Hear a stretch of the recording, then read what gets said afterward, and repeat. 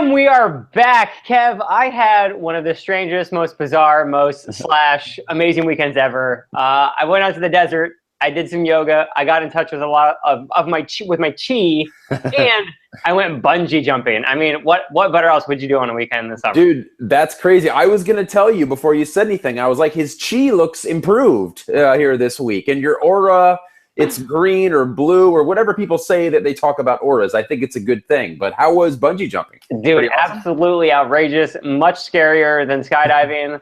Everyone's like, oh, yeah, it's like floating. No. It's like falling. That's what it's like.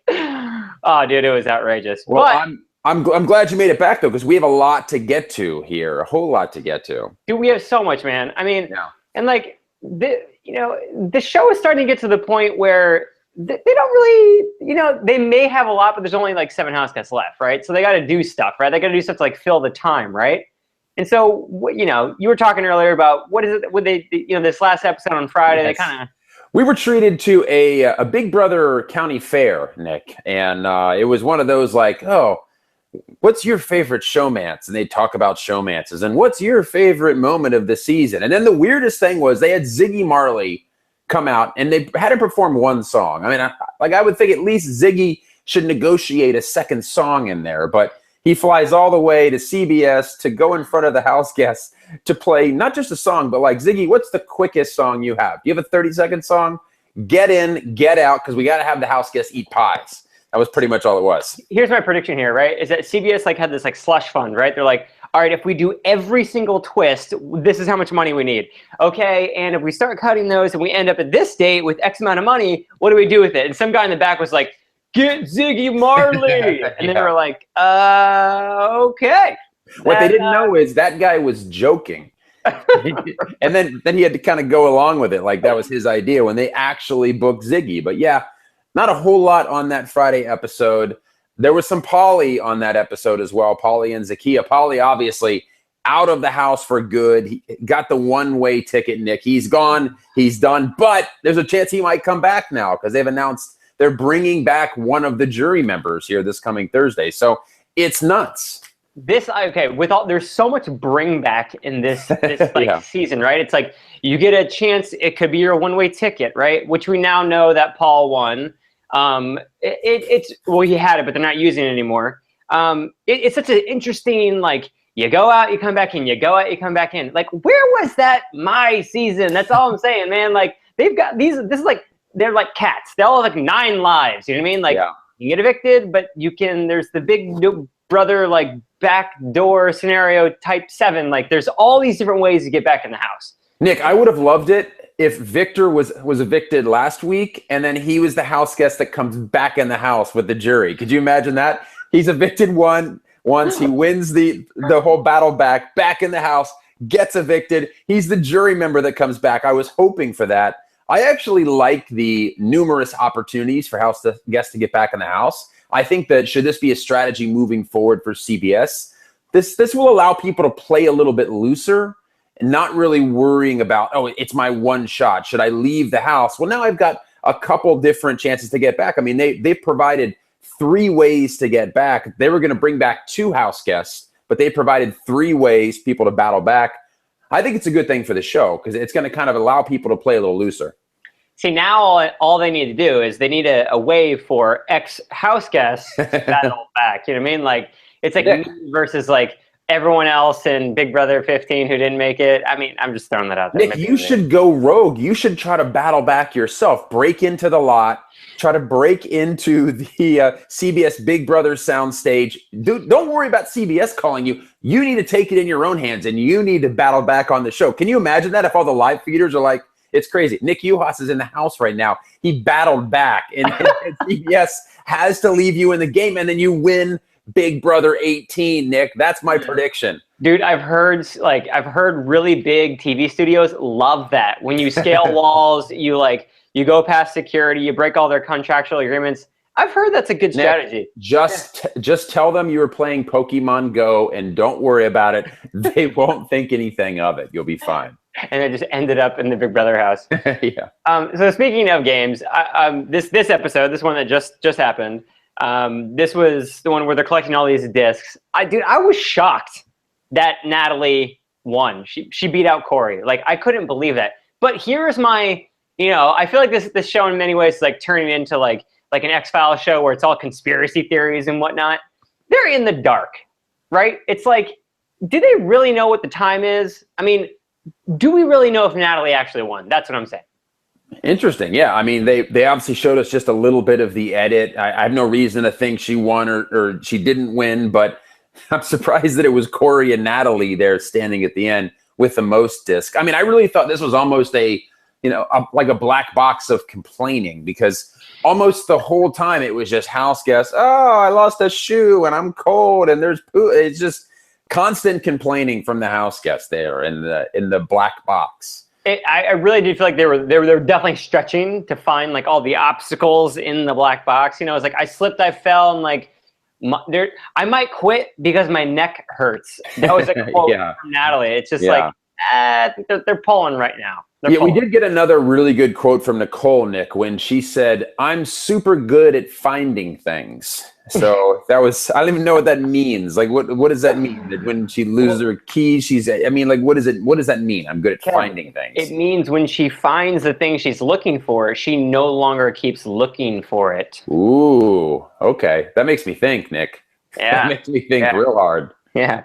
As always, Kev, I forgot to even tell you this. I wrote down a bunch of stuff. I like it. I don't know why I didn't tell you that super early on. I assumed you did, Nick. It was your chi that kind of led me to believe that you probably took some good notes. I was projecting my chi, and you just assumed that already. You already knew it. So I'm going to keep going down here. NATALIE winning HOH, and then she does an eye roll. I don't know why I wrote this down. I feel like she was just like, I don't know. NATALIE winning the HOH, you know what? Sorry, the eye roll is for me. I was just like, I don't know. There was something about this win. She was just like, "Oh my God, I can't believe I won!" And it's just like, "Oh man, of all people, it's just."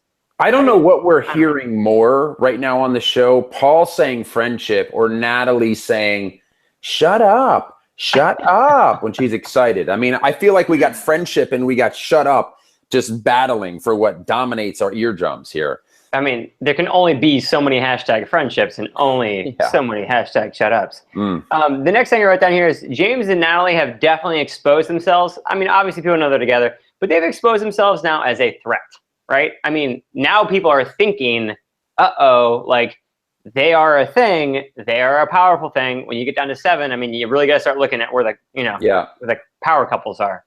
Yeah, we are at a pretty interesting point in the game where there's 3 couples and then there's Michelle. And I think that it could be a bad time for those couples if you don't win HOH, because people are going to be looking to pick off the couples, which is kind of why I think maybe it wasn't the greatest thing for Michelle to get that care package, because she was safe this week. Now she can't play next week. Can we actually talk about that for a second, Nick? Who out there is giving Michelle power in this game? Who's voting for Michelle for the care package? I wouldn't trust Michelle to pet sit for me, Nick. And people are giving her potentially game-altering power. What are you people doing out there? Please tell me in the comments, anybody that voted for Michelle. I'm honestly curious why you voted for Michelle. She's not won anything this season. She's cried more than anybody. She really doesn't deserve to be there at this point in the game. Much better players have left. Why would you give her game-altering power, Nick? Can you break that down for me? Well, she did get tissues in her care package. I can tell you that as much. Nick, she couldn't even open the care package that America, you sent her. She couldn't open it. Dude, the slow-mo growl and like having her, like this episode was full of all those like CBS Big Brotherisms, you know what I mean? Like in the editing cuts, like I loved it. Like her struggling for it and she couldn't get it open. And then I think Victor says something like, just like calm down. It's like he's really going for it. And again, I feel like I'm on the X-Files here. All these conspiracy theories. I mean, they say America is voting. I'm sure America is voting. I have no doubt of that. I just don't know if the numbers are actually reflective of what actually happens in the game. I don't know if there's any clause somewhere that says like it has to be, or like it's like we take that into consideration. But I don't know if it says like specifically, hey, America voted for this. This is actually how the game is going to be played. I don't know about that. I mean, yeah, it's a good question, but I'm just trying to play that through. I mean, I would think CBS would still want Paul in the game. I think CBS would probably still want Victor in the game. The one person I can think of that I feel like CBS shouldn't want in the game is Michelle. That's why I can't figure it out. Well, I mean, I guess, she cries and maybe she's entertaining. Maybe they got a focus group somewhere in LA and she's testing through the whatever, the charts or the walls. But man, I would love to know from somebody, maybe one of our viewers can tell us why they voted for her. I mean, is it purely just to give her power that they feel like is going to benefit the players that they like in the game? At the point of the voting, did they feel like that maybe she would keep Paul safe or she would keep another player that's popular safe? I just don't get it. It could just be like a social experiment where they just don't know what's going to happen. It's like giving a turtle the keys to like a big rig and being like, you know what? Let's just see what happens. Maybe that is it. Yeah. Chaos theory. Just try to create chaos in the house. The most chaos unexpected theory. Person. And can someone tell her, Nick, tell Meech to pull her hat up over her eyes? Like, I saw what that is she too. doing in the house? What she can't even see. She's feeling around. Maybe she's practicing for that BB comp where if she's worried about not being able to see and the black box. But what is she doing? Why is she wearing her hat like that? She's practicing her poker game so that when she plays Vanessa in Big Brother Celebrity Poker afterwards, that she'll have the game down really good. I saw it. It was like perfectly black. I mean, you couldn't even see her eyes in there. What is she doing? I don't know, man. And then she's talking about like, oh, people, I'm a threat to these people. They're going to vote me out. It's like, has she started playing the game, Nick? Anyway, I could go on about Meech, but go ahead. What's the next thing you have? No, I love your Meech preach, dude. Yeah. It was great. #Meech preach. That's not bad, Nick. I like that. I wrote down here now. You already covered it, but there's now distinct couples and categories in the show. Now there's only 7 people left, so we have Paul and Victor, Nicole and Corey, James and Natalie, and now in this episode they're targeting Paul. I am now heartbroken. I don't want Paul to go home. I saw it coming, and we talked about it. You actually predicted this last episode, and here we are now, and they're going for Paul. And it's funny because now they're starting to connect the dots. Yes, he is a very threatening person. He is threatening as in to the game because the social game is so good. And so I hope Paul does not go home. That's all I can say. I just hope that Paul's not the one who actually goes home. This was a really important week for HOH because somebody from one side of the house was going to fall. Should Victor have won it, maybe Corey goes home, maybe James goes home, and then suddenly Michelle is with Paul and with Victor and the quote-unquote power in the house. Now, unfortunately, since this Michelle-Natalie two-headed monster won it, I think it's a matter of time before we have Corey, Nicole, James, and Natalie sitting in a Final Four because Paul or Victor are going to go next week. And even if the other one wins HOH next week and takes out Corey, for instance, then they can't play the week after that, and they'll have that other 3 gunning for them. So really, it's just a matter of time, I feel like, Nick, before we get something close to the Final Four of those people, of those 2 couples, the Corey, Nicole, James, and Natalie, Final Four now. Unless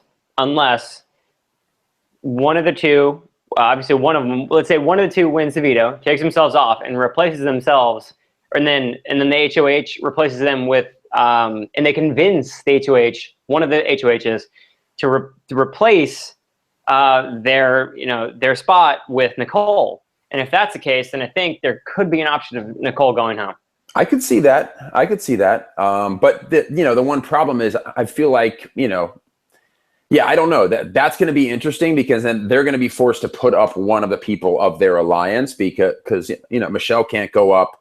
And then, if Victor pulls himself down, they'll be forced to put somebody up. So, we'll see what happens. But they'll still kind of control the votes, though. So I think it's going to be really tough to see anything other than that couple foursome really moving forward.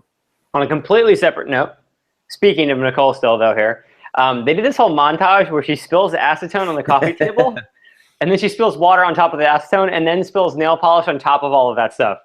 It's like, this is like the 3rd cut-in of this episode.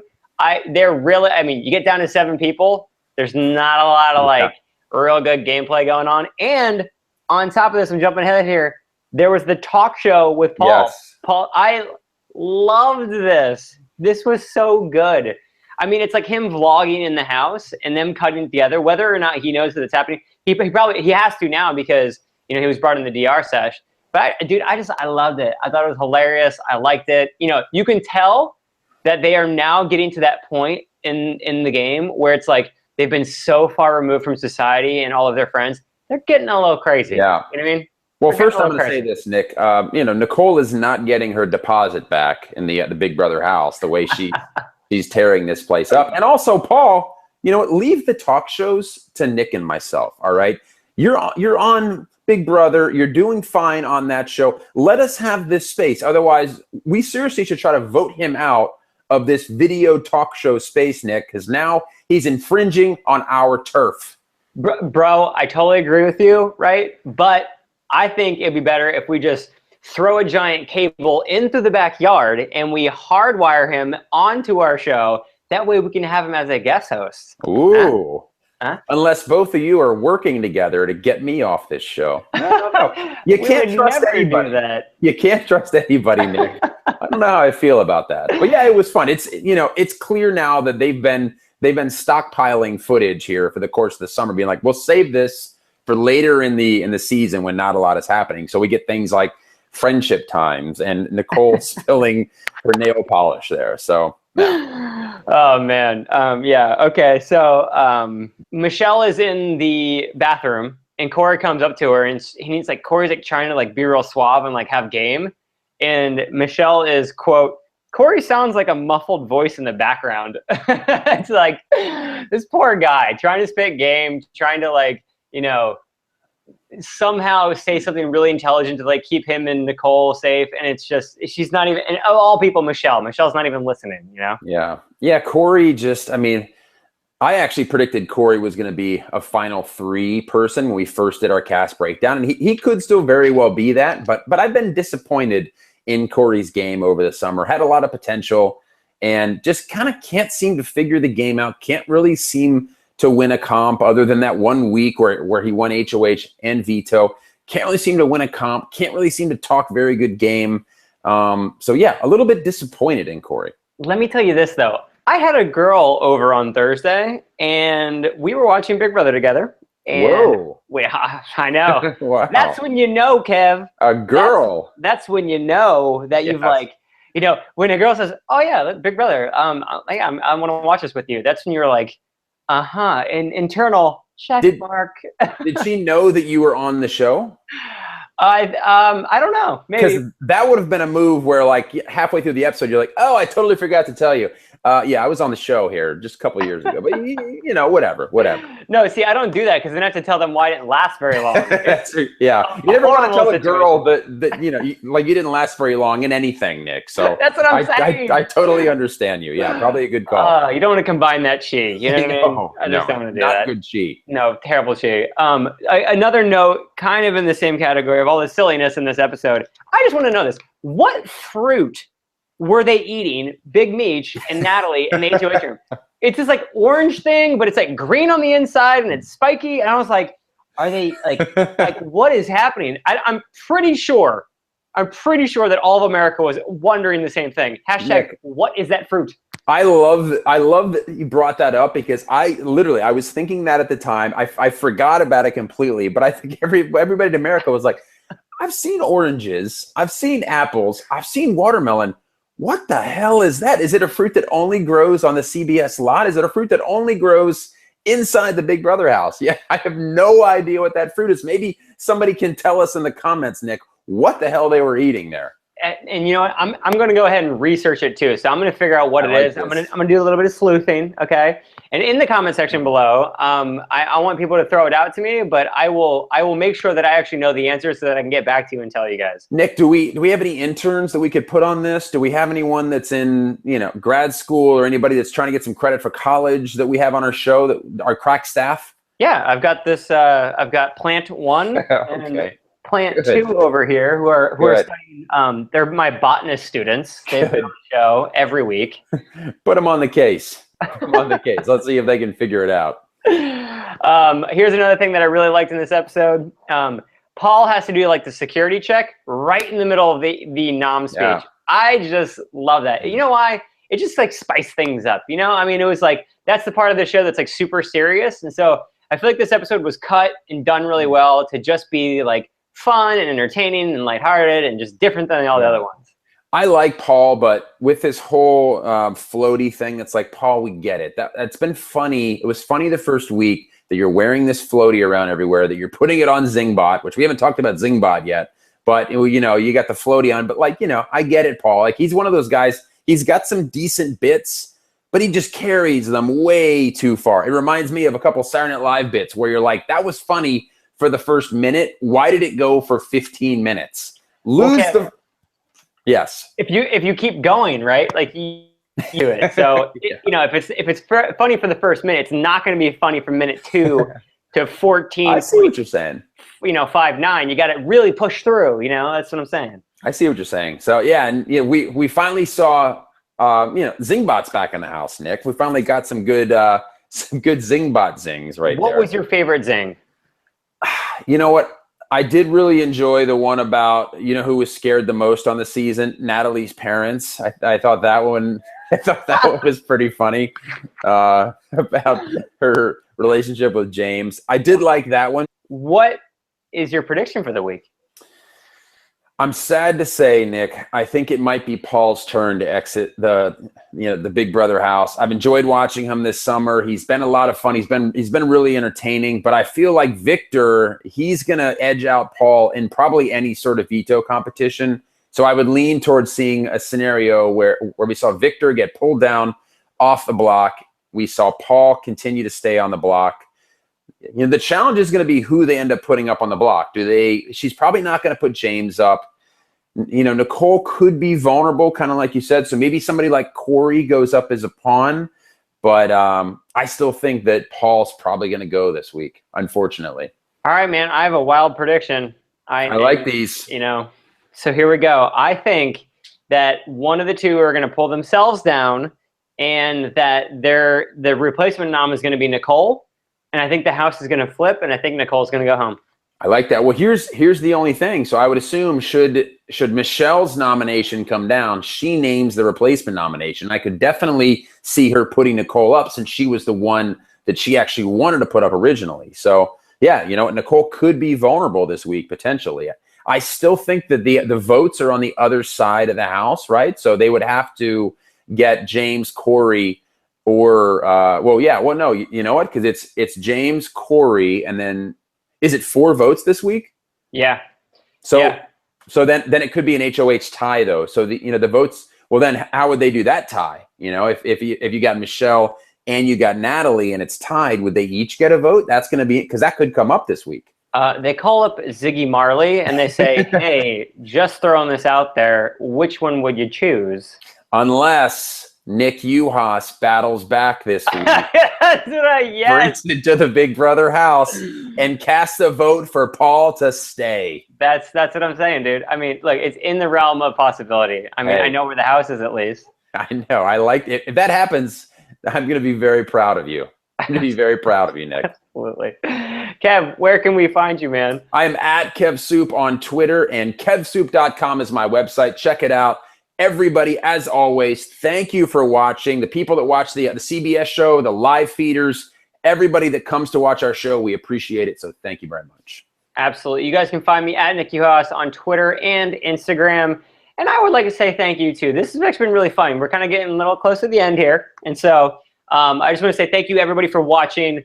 Absolutely 100% hit that subscribe button, which is right here, because Kev and I do at least one video every week. Most times we do it on Sunday. The video released on Monday.